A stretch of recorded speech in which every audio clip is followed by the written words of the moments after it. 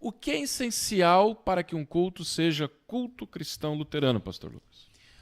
Sabemos que a Bíblia não prescreve a liturgia do culto. A Bíblia dá sinais de que o culto é necessário, é importante, e dá sinais também dos ingredientes desse culto.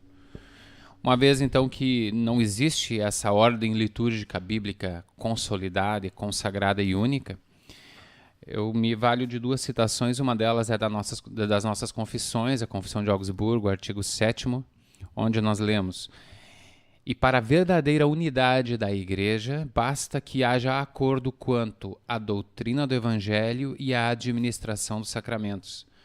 Não é necessário que as tradições humanas ou ritos e cerimônias instituídos pelos homens sejam semelhantes em toda parte." Então, dentro do seu contexto, Lutero deixa claro que aquela missa, então, que era na época, ou a estrutura de culto, ela não é obrigatória. Ela é boa, ela é importante, tanto que ele manteve muitas coisas na sua ordem de missa de culto alemão, mas os confessores, né,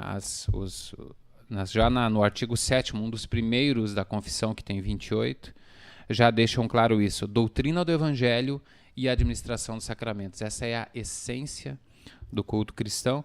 Por isso que eu prefiro esse nome, né? Se contiver os elementos básicos com ordem e decência, e ordem e decência também é importante dizer que é relativo. Num lugar, ordem e decência, por exemplo, ir para a Santa Ceia, é baixar a cabeça e ficar sério. Num outro é dançar e ficar alegre.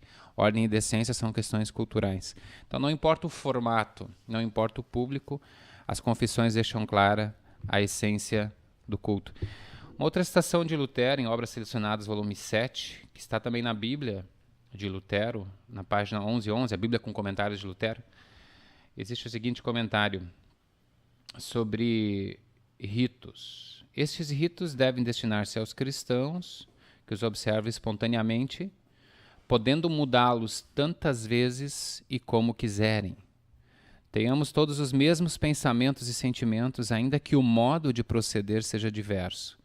Aceitemos os ritos uns dos outros, para não acontecer que, por causa da diversidade dos ritos, resultem crenças ou seitas diversas.